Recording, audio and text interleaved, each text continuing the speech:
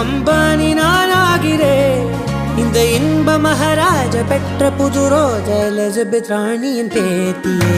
தாயே தாயே மகளன வந்தாய் தந்தை சிந்தை நலமுற வந்தாய் நீயே லோகம் என்று ஆனாய் பெண்ணே என்னை ஆளும் தெய்வம் நீதான் கண்ணே பெற்றது நானா இல்லை உன் மகனே நானம்மா தாயே தாயே மகளன வந்தாய்